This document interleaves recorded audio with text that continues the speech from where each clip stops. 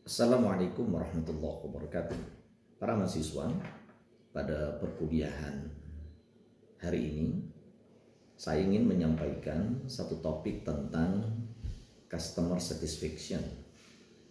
Bagaimana sebuah lembaga pelayanan publik, dalam hal ini pemerintah ataupun mungkin pula juga corporate, memberikan kepuasan layanan. Kita tahu bahwa kepuasan pelayanan ini merupakan konsep kunci dalam kajian komunikasi pelayanan publik, karena menjadi indikator utama keberhasilan interaksi antara penyedia layanan, dalam hal ini pemerintah atau lembaga, dan masyarakat sebagai pengguna layanan.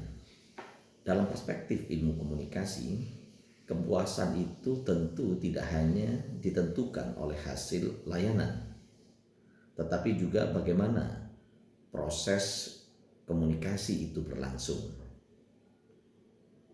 Yang jelas bahwa kepuasan itu bermula dari kemampuan organisasi atau lembaga di dalam memberikan kualitas, menyusun, mendesain kualitas layanan pada organisasi. Kita sudah bahas apa saja yang mempengaruhi kualitas layanan, mulai dari kecepatan, ketepatan, transparansi, termasuk juga aksesibilitas yang diberikan, termasuk pula bagaimana aspek yang sifatnya tangible, yang tampak, mulai dari luar organisasi hingga di dalam tempat layanan. Semua itu memberikan satu informasi kepada publik penerima layanan, pengguna layanan, tentang bagaimana dia mempersepsi keberadaan organisasi ini. Yang jelas bahwa kepuasan pelanggan ini tentu akan meningkatkan terhadap kepercayaan publik berupa komunikasi yang jelas, transparansi, responsif, masyarakat atau publik merasa dihargai. Ketika pelayanan ini memuaskan, maka tentu kepercayaan terhadap institusi publik itu akan meningkat. Sebaliknya, komunikasi yang buruk itu seringkali menimbulkan kecurigaan dan ketidakpuasan.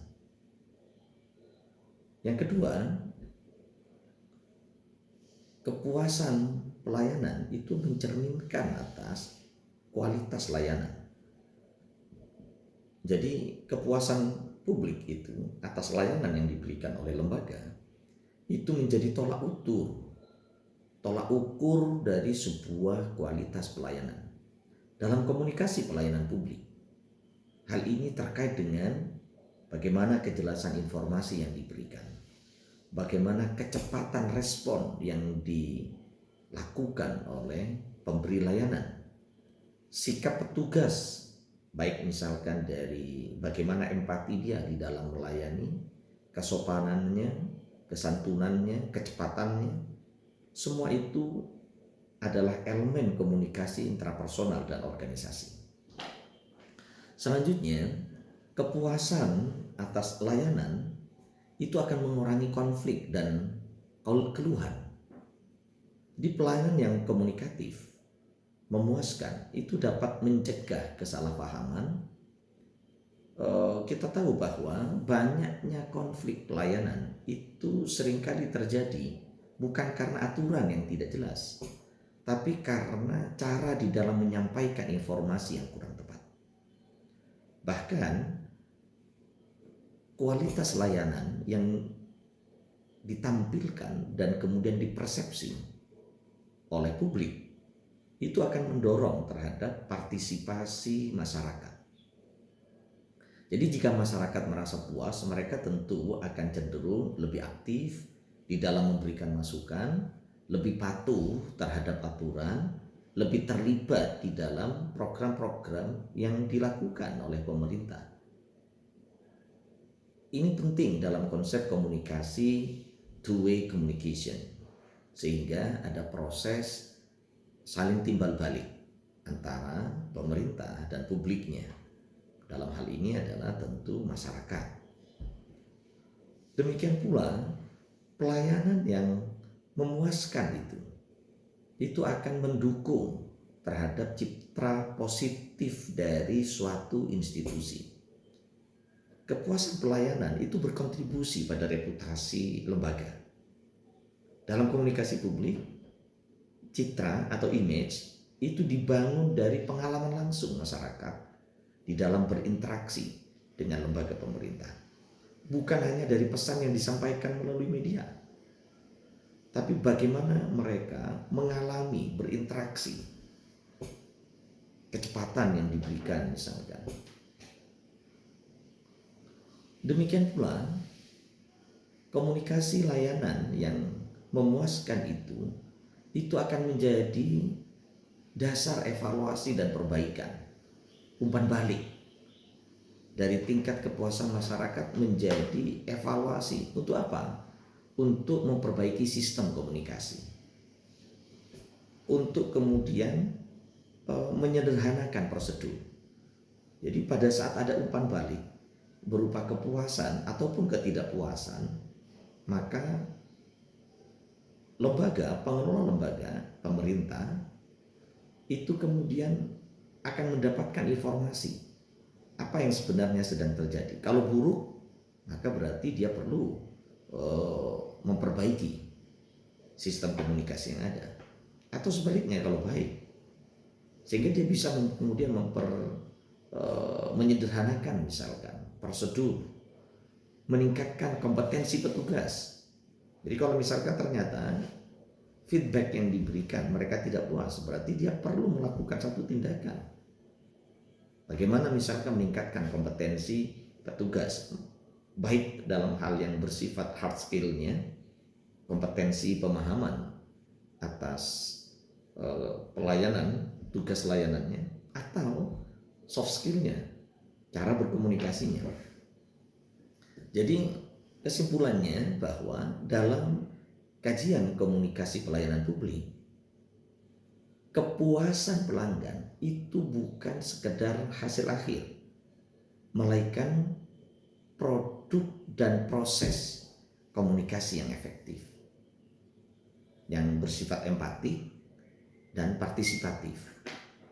Komunikasi yang baik berupa kualitas layanan itu seringkali sulit dirasakan secara optimal oleh masyarakat, meskipun secara teknis sudah sesuai dengan standar. Oleh karena itulah maka ini perlu kemudian setiap pemberi layanan itu melakukan evaluasi.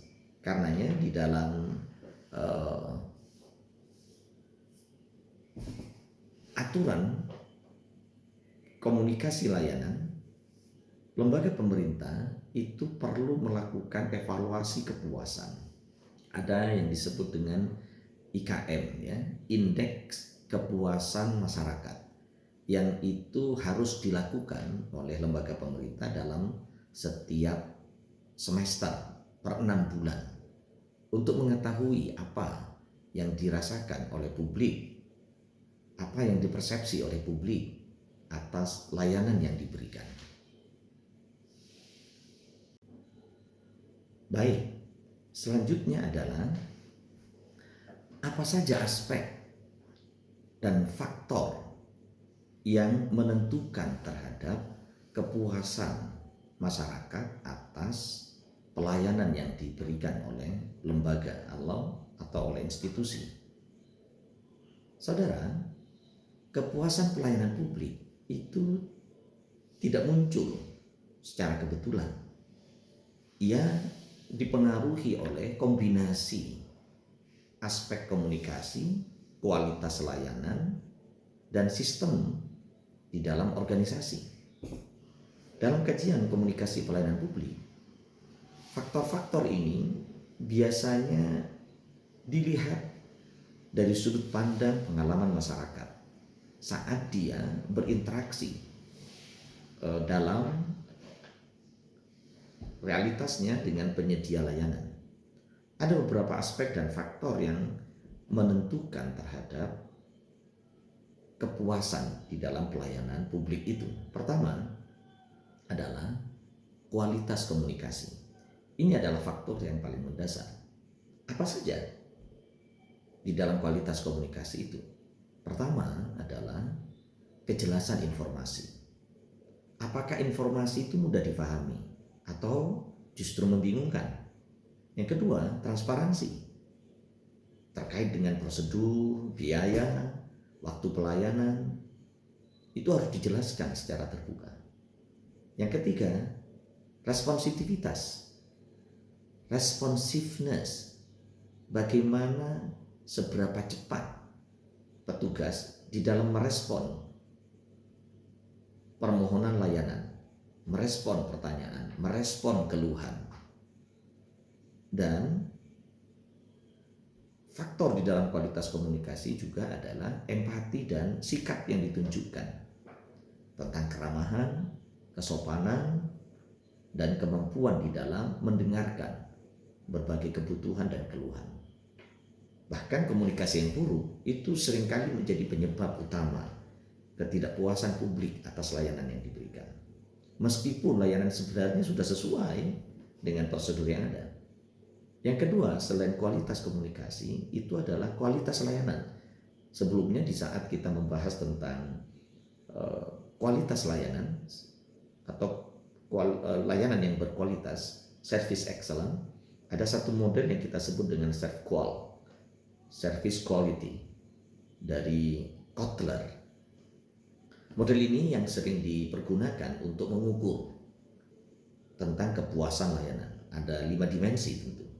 Pertama yang bersifat tangible, ini bukti fisik berupa fasilitas, kebersihan, penampilan petugas dan segala macamnya. Yang kedua, reliability, yaitu keandalan berupa ketepatan dan konsistensi di dalam memberikan layanan. Yang ketiga, responsiveness, daya tanggap, sejauh mana kecepatan yang diberikan, ditunjukkan oleh petugas layanan di dalam membantu pengguna. Yang keempat itu adalah assurance, jaminan dalam hal ini kompetensi dan rasa aman yang diberikan, apa yang bisa dia lakukan. Dan yang kelima adalah empati, itu kepedulian, perhatian terhadap kebutuhan individu masyarakat yang membutuhkan layanan. Dan yang ketiga yang menjadi faktor di dalam kualitas atau kepuasan pelayanan itu adalah bagaimana harapan yang diletakkan oleh publik, expectation, dan kinerja yang ditunjukkan oleh pemberi layanan, performance. Jadi kepuasan itu sangat dipengaruhi oleh perbandingan antara harapan masyarakat sebelum menerima layanan. Oleh karena itulah maka pemberi layanan, dalam hal ini lembaga, harus mengetahui apa kebutuhan, dan itu sudah kita bahas pada pertemuan sebelumnya. Apa harapan masyarakat sebelum menerima layanan. Dan yang kedua, kenyataan yang mereka rasakan, yang mereka alami. Jadi jika kinerja itu melebihi harapan, tentu akan sangat puas. Sebaliknya, jika kinerja itu di bawah harapan, itu orang akan mempersepsikan dirinya tidak puas atas layanan. Selanjutnya yang mempengaruhi pula, yang menjadi faktor aspek di dalam kepuasan layanan itu adalah kompetensi dan profesionalisme dari petugas.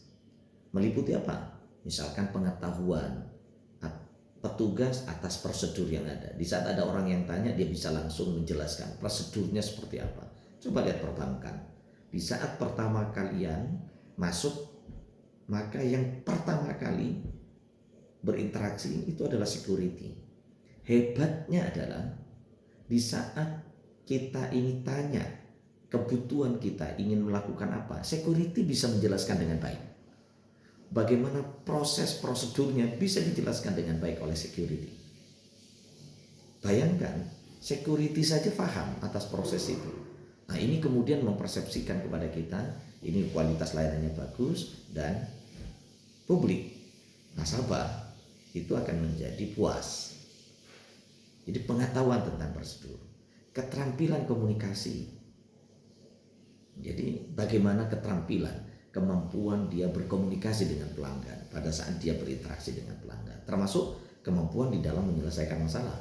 Di saat kalian punya persoalan, disampaikan, kemudian diselesaikan dengan cara yang baik, dengan penanganan yang baik. Jadi petugas yang tidak kompeten itu akan memperburuk pengalaman komunikasi dan layanan dan menyebabkan orang menjadi tidak puas. Selanjutnya adalah yang kelima, yang menjadi aspek di dalam kepuasan pelanggan itu adalah sistem dan prosedur layanan, yaitu tentang bagaimana kemudahan alur pelayanan, tidak berbelit-belit misalkan, bagaimana kejelasan persyaratan yang diberikan, bagaimana kepastian waktu penyelesaian. Di saat orang tidak mendapatkan informasi kepastian tentang ini, maka orang akan tidak puas. Tapi pada saat kita datang atau mungkin kita berinteraksi melalui apapun medianya misalkan, dengan jelas, maka prosedurnya jelas, kemudian persyaratannya jelas, kemudian ditanya kapan selesainya, bisa memberikan kepastian misalkan, tidak rumit di dalam prosesnya, orang akan merasa puas. Jadi prosedur yang rumit itu bahkan sering menimbulkan frustasi, sekalipun petugasnya komunikatif. Kemudian yang keenam, yang menjadi aspek di dalam kepuasan pelanggan adalah waktu dan kecepatan pelayanan. Jadi bagaimana misalkan kalaupun seandainya ada waktu tunggu, berapa lama? Durasi penyelesaian layanan itu berapa lama? Jangan sampai kemudian menunggu lama, tidak diberikan informasi, sehingga orang kemudian frustrasi, dia keluar, dia tidak puas gitu. Jadi semakin cepat dan tepat waktu yang diberikan dalam memberikan layanan, itu semakin tinggi tingkat kepuasan. Yang ketujuh adalah aksesibilitas layanan. Jadi seberapa publik itu mendapatkan kemudahan di dalam menjangkau lokasi, ketersediaan layanan online digital. Apalagi hari ini kita berada di dalam era digital. Bagaimana misalkan pada saat publik itu ingin mendapatkan informasi secara online, secara digital, mudah apa tidak? Gitu. Kemudahan bagi kelompok rentan, mereka yang tua, mereka yang mungkin punya keterbatasan dalam fisik, bagaimana memberikan dan menyediakan layanan itu?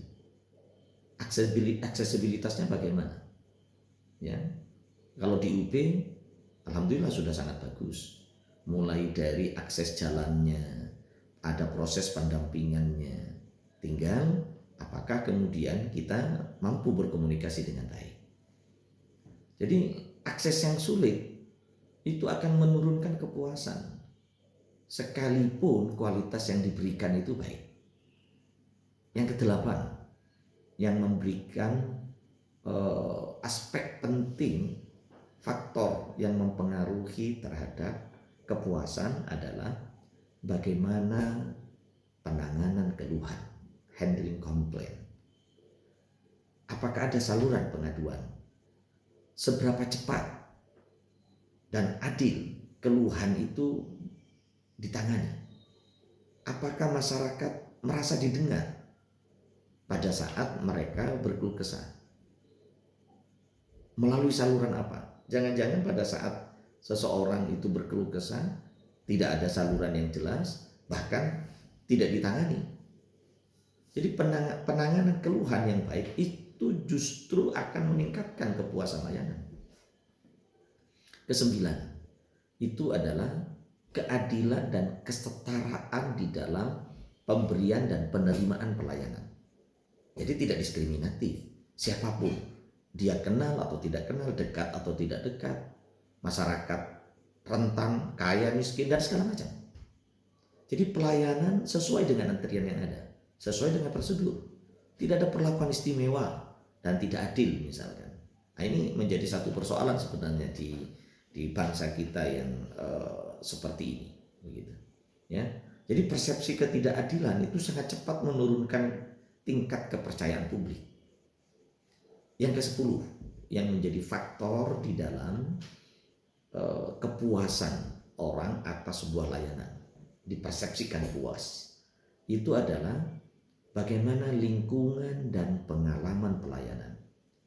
Kenyamanan ruang tunggunya bagaimana, desain bangunannya bagaimana, mulai dari tempat parkir, mulai dari ruang tunggunya, aman apa tidak, naruh barang itu kalau ketinggalan pun aman apa enggak, kendaraan yang diparkir di luar aman apa tidak. Ini aspeknya yang bersifat tangible. Suasana pelayanannya seperti apa, tidak tegang atau menegangkan, membingungkan atau tidak. Jadi ini berkaitan dengan pengalaman emosional pengguna layanan. Karena itulah maka seringkali kemudian misalkan di rumah sakit disediakan televisi, parkirnya aman, diberikan wewangian, bahkan pada saat di ruang tunggu diberikan makanan-makanan kecil, permen dan segala macam. Jadi kesimpulannya, kepuasan pelayanan publik itu ditentukan oleh kombinasi antara komunikasi yang efektif, kualitas layanan, dan sistem yang efisien. Jadi faktor ini saling berkaitan. Misalnya, sistem yang baik itu harus didukung oleh komunikasi yang jelas agar benar-benar dirasakan manfaatnya oleh masyarakat. Baik.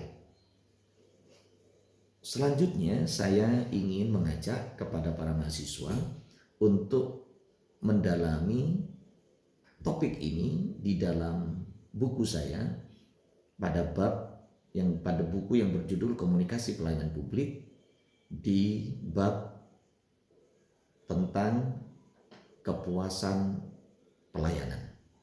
Silakan dibaca dan lakukan resume atas tulisan itu, dan kemudian lakukan evaluasi atas satu institusi, lembaga, tentang bagaimana kepuasan publiknya. Nanti saya akan kirimkan satu link tentang bagaimana cara pengukurannya di Google Classroom. Saudara, kepuasan layanan adalah hal yang sangat penting bagi sebuah lembaga organisasi. Karena dari situ dia akan mengetahui sejauh mana organisasi dipersepsi, sejauh mana performance, kinerja dari organisasi itu. Karena itu kalian harus kuasai topik ini. Saudara, lalu apa yang harus dilakukan oleh organisasi, institusi untuk membuat para pelanggan publiknya ini merasa puas atas layanan yang diberikan? Tentu institusi itu tidak cukup hanya dengan memberi layanan, tetapi harus juga mengelola pengalaman komunikasi dan pelayanan secara menyeluruh. Bagaimana caranya? Pertama, dengan meningkatkan kualitas komunikasi. Dengan cara apa? Pastikan bahwa setiap individu, setiap orang berinteraksi dengan mudah, memberikan pelayanan yang mudah difahami dan humanis. Gunakan bahasa yang sederhana dan tidak teknis. Sampaikan misalkan prosedur, biaya, waktu secara transparan. Latih petugas untuk bersikap ramah, sopan dan empatik. Ini bisa dengan mekanisme pelatihan pelayanan. Berikan respon cepat terhadap berbagai pertanyaan dan keluhan. Karena di dalam pelayanan publik, cara menyampaikan itu sama pentingnya dengan apa yang disampaikan. Yang kedua, terapkan standar kualitas layanan. Jadi institusi itu dapat menggunakan pendekatan seperti yang saya katakan tadi, serve qual, ya, untuk memastikan layanan berkualitas, fasilitas yang nyaman, layanan yang konsisten dan tepat, cepat tanggap responsif, memberikan rasa aman dan percaya, peduli pada kebutuhan, keluhan, dan segala macam. Yang ketiga, sederhanakan prosedur. Pangkas birokrasi yang berbelit. Buat alur layanan yang jelas, mudah diikuti. Sediakan panduan visual, infografis, websitenya. Jadi prosedur yang sederhana itu akan mengurangi kebingungan dan stres daripada para pengguna. Selanjutnya, pastikan kecepatan dan ketepatan waktu di dalam memberikan pelayanan. Tetapkan standar waktu pelayanan, kurangi waktu tunggu, gunakan sistem antrian yang bagus. Karena waktu itu adalah faktor yang sangat sensitif dalam kepuasan masyarakat. Yang kelima, tingkatkan kompetensi petugas. Berikan pelatihan komunikasi interpersonal yang baik. Tingkatkan kemampuan teknis dalam problem solving. Tanamkan etika pelayanan publik. Jadi petugas itu adalah wajah daripada institusi. Jadi pengalaman pelanggan sangat bergantung kepada mereka. Dalam mekanisme online hari ini, bagaimana dia berkomunikasi melalui online. Buat greeting, buat standar bahasa yang bagus. Yang keenam, sediakan saluran pengaduan yang efektif. Sediakan berbagai kanal, baik itu offline ataupun online. Tanggapi keluhan dengan cepat, misalkan solusif. Jadikan keluhan itu sebagai bahan evaluasi. Itu adalah informasi penting atas kinerja. Jadi penanganan keluhan yang baik itu bisa mengubah ketidakpuasan menjadi kepercayaan. Yang ketujuh, manfaatkan teknologi digital yang ada. Layanan online, e-service untuk efisiensi. Hari ini sudah waktunya. Informasi berbasis website. Websitenya kelola yang bagus, selengkap mungkin, sedetail mungkin. Atau pergunakan aplikasi. Hari ini sudah zamannya begitu. Notifikasi status layanan secara real time pada masyarakat, sehingga masyarakat tahu. Sama seperti kalian misalkan di perkuliahan, ada notifikasi real time. Bahkan kalau perlu setiap layanan yang ingin dibutuhkan ada notifikasinya atas penyelesaiannya.